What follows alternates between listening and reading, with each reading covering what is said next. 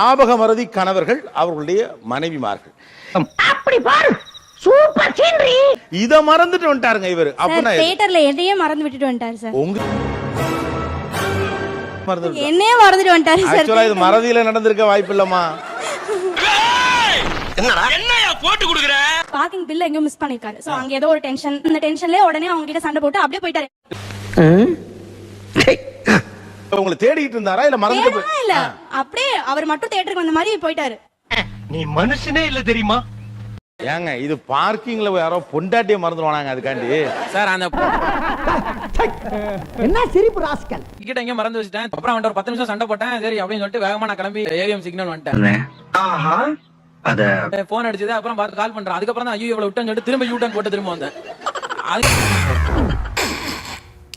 Phone பண்ணலன்னா நான் பாட்டு போயிருப்பேன். அப்படியே போயிருப்பீங்க. அதாவது என்ன, அதுவும் அவிச்சி வரைக்கும் போயிருப்பேன். ஏய் எனக்கே விபத்து அடிக்கலாம் பார்த்தல நீ. அதுக்கப்புறம் எனக்கு தெரிஞ்சிருக்கும், ஐயோ ஏதோ ஒன்று கூட்டு வந்தோம், திரும்ப போய் கூட்டிட்டு வரணும். ஏதோ ஒண்ணு புத்தியானமா நக்கல்யா அவனுக்கு. மொட்டை அடிச்சிருந்தாங்க சார். அவரு நான் முடி இருக்க நேரத்துல பூ வாங்கிட்டு வந்துட்டாருங்க சார்.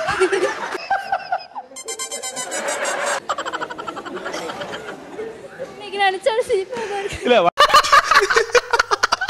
வழக்கமா எப்பவுமே பூ வாங்கிட்டு வருவாரா? வாங்கிட்டு வர மாட்டாரு சார். கேட்டா கூட நான் மறந்துட்டேன் அப்படிம்பாரு சார். அந்த மனுஷன் என்னைக்கு ஒரு நாள் ஞாபகமா பூ வாங்கிட்டு வந்திருக்காரு. ஒரு அசிங்கமாய் போச்சு குமார். ஆனா உண்மையிலேயே ஒரு கொடூரமான மறதிங்க. நான் நல்லா பண்றனோ இல்லையோ, ஆனா நீ நல்லா பண்ற. வாசம் பண்ணிட்டு போகும்போது ஐயோ மொட்டை அடிச்சிட்டாலே. எப்படி சமாளிச்சீங்க? அப்புறம் என்ன பண்ணீங்க? அடச்சி படுத்தே விட்டானையா. இப்பதான் சாப்பிட்டுட்டு இருப்பாங்க.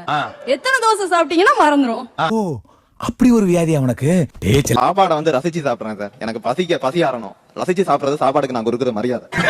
என்னென்ன சொல்றோம் பாருங்க. ஹோட்டல் கூட்டிட்டு போயிட்டு ஒரு போன் வந்து வெளியே போனார் சார். நான் பாட்டு சாப்பிட்டு இருக்கிறேன். 1 hour வெளியே வரவே இல்ல. போனவன இன்னும் காணா. இல்ல புறப்பட்டு ஊரை பக்கம் எதுவும் போயிட்டானா? எனக்கு என்கிட்ட காசு இல்ல. பில்லு வேற என்ன சாப்பிடுறீங்களா, வேற என்ன சாப்பிடுறீங்களா? எனக்கு இன்னும் சாப்பிடும் பயமா இருக்கு. நான் பட்ட வேதனை இருக்கே, அந்த வேதனை இல்ல சார், ஆனா 1 hour மேல எனக்கு அழ வர மாதிரியே வந்துருச்சு. அவங்க என்னையே பாக்குறாங்க ஹோட்டல் இருக்கிறவங்க. போயிட்டாரு. அது எங்க அப்புறமா கேட்டது, நான் பக்கத்துல ஃப்ரெண்ட் இருந்தா அவன்கிட்ட பேசிட்டு மறந்துட்டேன். அப்புறம் போன் நீங்க அங்க இருந்து ஹாஸ்பிடலுக்கே போயிட்டீங்க சார். ஆமா, உங்களுக்கு எப்ப ஞாபகம் வந்தது? மாமி எங்க மாமான்னு கேட்டான் அக்கா பையன். அப்பதான் ஜி ஹோட்டல்ல சாப்பிட்டு இருந்தாங்கடா. போய் கால் பண்றாரு. வந்துட்டு கவலைப்படாத, ஒன்னும் பயப்படாத, நான் வரேன் அப்படின்னாரு. சரி நீ வா, முதல்ல வா, அப்புறம் பேசிக்கலாம் சார். நான் வேணும்னு பண்ணல சார். 400 தான் பில் ஆச்சு. அப்புறம் பே பண்ணி கூட்டு போனாரு. ஆனா வீட்டுக்கு போய் செம்ம சண்டை நடந்தது சார் அன்னைக்கு. எதுனா போகும்போது பைக்ல டென்ஷன் பண்ணாம அப்படியே பைக் ஆஃப் பண்ணிட்டு இறங்கிடு அப்படின்னு ஒரு இவ்வளவு கோவக்காரன் உங்களுக்கு தெரியாம போச்சே. முதல்ல வா, எங்க இருந்தாலும் நீ வந்துரு. எங்க இருக்க? வீட்டுக்கு ஒருவேளை அப்படியே வேற கிளம்பி போனாலும் போயிருவாப்ல கோவப்பட்டோம்னா. எப்படி சிக்கிரிக்கம் பாத்தியாப்பா. காலையில பல் தேய்க்கிற பிரஷ் சார் மாத்தி தான் என்னோட பிரஷ் எடுத்து தான் தேய்க்கிறது. பிரஷ் 2 கலர்ல தானே பேக் போட்டு விப்பாங்க. சிவப்பு எந்த ப்ளூ எந்த மாத்திப்பார். நிறைய பேர் அப்படிதாம்மா. நானும் கூட இதே பிரச்சனைல தான்மா சிக்கி இருக்கிறேன். நான் இதுதான் கேட்டேன், எனக்கு மட்டும்தான் மறக்குதோ நினைச்சேன். தெய்வமே, எனக்கு மட்டும்தான் இந்த பிரச்சனை ஆகுதுன்னு நான் பயந்தே போயிட்டேனா? எவ்வளவு பேரு அந்த 2 பிரஷ் ஒரே இடத்துல இருக்கும். ஆனா மனைவி பிரஷ் எடுத்து பல் விளக்கி போறவங்க எவ்வளவு பேர் சொல்லுங்க? சொல்லிட்டு படுப்பா இந்த மாதிரி ப்ளூ உங்களுக்கு இது நம்மளுது அப்படின்னு நைட்டு சொல்லிட்டு படுப்பா. என்ன ஒரு புத்திசாலித்தனம். என்னைக்காவது நம்ம இந்த மாதிரி திருப்பி எடுத்து தேய்ச்சிட கூடாது அப்படின்ட்டு இந்த மாத்தி தேய்ச்சிட்டு போக முடியாது, நடக்கிறது தான் எல்லாம் ஒரு பெருமையா பாஸ். எனக்கு பெருமடா எருமை. ஒருவேளை அன்பால எடுத்து தேய்க்கிறாங்களோ மனைவியுடைய பிரஷ்? அன்பாலெல்லாம் இல்ல சார். அத போய் அன்பால தேய்ப்பாங்களா சார்? சொல்லு, அத போய் எடுத்து தேய்ப்போம். உன்னை காப்பாத்தணும்னு நினைச்சா கூட. நான் குமார் அவசரப்பட்டிய கோயம்புத்தூர் ட்ரெயின் ஏறிட்டாங்க. தூத்துக்குடியில போய் இறங்கி டீ என்னமோ சாப்பிட்டு இருக்காங்க. அவங்க பாட்டு இருக்காங்க, வண்டி பாட்டு போயிட்டே இருக்கு. காட்டுச்சு அப்பன்னு பார்த்து என்னோட பிரதரோட பொண்ணு அதுல உட்காந்துறான். மாமா வண்டி போதுமாமா, வா வா. நான் வந்து வண்டி நீ போடி வரல நீங்கிறாரு. ஐயோ மாமா பேக் எல்லாம் இங்கதான் இருக்குது, வா மாமா. பிடிக்கிறதுக்காக நான் ரன்னிங் போனேன் சார். போகும்போது அதுலயும் ஒரு மிஸ்டேக் பண்ணிட்டேன். என்னன்னா எனக்கு என்ன தெரியும் கேளுடா. நம்ம ஏர்ன பெட்டி இது இல்ல, நம்ம ஏர்ன பெட்டியில தான் ஏறணும் அப்படின்னு சொல்லிட்டு ஓடுறேன் ரன்னிங்ல. அட பொம்மால பேசஞ்சர் ட்ரெயின் எந்த பெட்டியில வேணாலும் ஏறி இருக்கலாம். அந்த யோசனையே வரல இந்த டைம்ல எனக்கு. அதாவது ஓடி போய் ஏறுறப்ப கூட நியாயமா இருக்கணும். நம்ம எதுக்கு ரிசர்வ் பண்ணோம்? ஐயோ ஐயோ இதுல போனவங்களுக்கு வேற டாட்டா காட்டிருக்கீங்க. அவ்வளவுக்கு கிரைண்டரா கிரைண்ட். அந்த பொண்ணு கூப்பிடுது, அந்த பொண்ணு சரி அந்த பொண்ணு வேலைக்கு போற பொண்ணு, ரைட்மா போயிட்டு டாடா அப்படிங்கிற மாதிரி நான் என் பொண்ணு எப்ப பார்த்தாலும் என் முடிய பிடிச்சி தலை வரணும்னு ரொம்ப ஆசைப்படுவா. நான் அவங்க அப்பாவை காமிச்சு விட்டுருவேன். அந்த கிடைக்கிற கேப்ல எல்லாம் ஆப்பு வைக்கிறியே சிவாஜி. ரொம்ப நேரம் வாரிட்டே இருந்தா அப்படியே படுத்து தூங்கிட்டாரு. கடைக்கு போசனா அவசரத்துல ஜடையோடய போயிட்டாருங்க சார். ஐயோ என்னடா சொல்ற? ஆமாண்ணே. ஏங்க கடை போன வரைக்கும் கூட உங்களுக்கு யார் சொல்லல? போன மனுஷோட சொல்லவே இல்லைங்க, எல்லாம் பார்த்துட்டு நல்ல வேளை கிளம்பி ஆபீஸ் போகாமட்டீங்களே, அது வரைக்கும் ஓகே. குடுப்பா இது. நீங்க போயிட்டு ரிட்டர்ன் வரையில உங்க பொண்டாட்டி இது யாரோட ஜடை உன் தலையில இருக்கேன்னு கேட்டு வேற பிரச்சனை வந்திருக்கும். கொஞ்சம் ஓவரா தான் போய்கிட்டு இருக்க நீ. டியூட்டி கிளம்பும்போது குப்பையை கவர்ல போட்டு கொடுத்து அனுப்புவாங்க. அதை வந்து பின்னாடி மாட்டிடுவோம். மாட்டிட்டு நான் ஊர் பூரா சுத்திட்டு ரிட்டர்ன் வர்றப்ப எங்க வரும்போது முறுக்கு வாங்கிட்டு வந்துருக்கேன்னு சொல்லிட்டாங்க.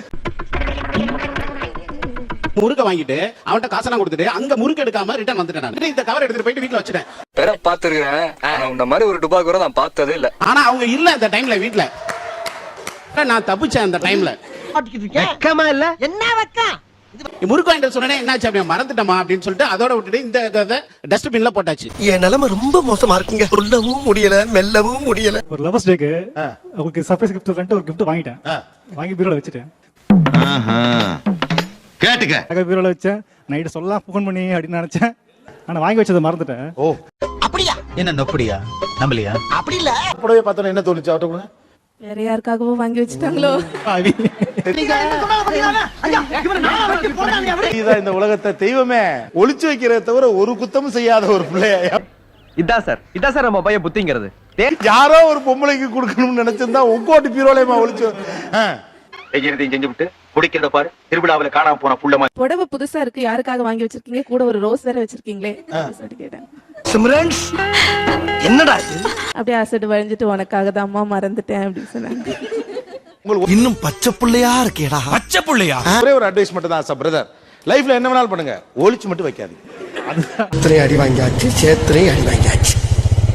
நம்ம சேனலுக்கு புதுசா வந்தாங்க, மறக்காம சப்ஸ்கிரைப் பண்ணிக்கோங்க. ஆக்சுவலா வெட்டிங் டே வந்து எல்லாமே மறந்துடுவாங்க. நானும் மறந்துட்டேன். சரிங்களா? உன்னதாண்டா கேக்குறேன். டேய் இங்க பாரு, உன்னதாண்டா. ஆர்டர் போயிட்டோன்னே என்ன ஒருத்தர் விஷ் பண்றாங்க, happy wedding day. Same to யூன்ட்டேன் நான். அடே பேயில போமா. ஏய் அவரு உங்களுக்கு தான் வெட்டிங் டே நான் விஷ் பண்றேன் அப்படின்னு. அப்படியா? இப்படி தாண்டா அசிங்கப்படுறதுனா வாழ்க்கையில. ஹாப்பி வெட்டிங் டே. அவங்க ஒரே சந்தோஷம். பரவாயில்ல நான் வச்சு சொல்லிட்டாரு. ஆனா இந்த விஷயத்தை இது வரைக்கும் சொல்ல. உலகத்திலேயே ஹாப்பி வெட்டிங் டே சொன்னாலுக்கு சேம் டு யூ சொன்னா ஒரே ஆள் நீங்க தான் சார். ஓ முடியல. தூக்க மாட்டீங்கடா. கல்யாணம் ஆகி 12 வருஷம் ஆச்சு சார். இது வரைக்கும் சார் ஒரு பூ கூட ஒரு ஹேர் பின் கூட வாங்கி கொடுத்தது இல்ல சார். மனுஷனாடா நீங்க எல்லாம். ஐயோ தப்புதான். நான் மறதிதான். மறதிலாம் இல்ல சார். ஒரு மறதி மாதிரி இதை பார்க்க முடியுது, அதான் கேட்கணும். என்ன பதில் சொல்றது தெரியல. ஆனா அந்த நேரத்துல மறந்துடுறது தானே. நீங்க எல்லாம் கட்டமண்ணா குட்டிச்சோரா நாசமத்து போக போறீங்க எல்லாரும்.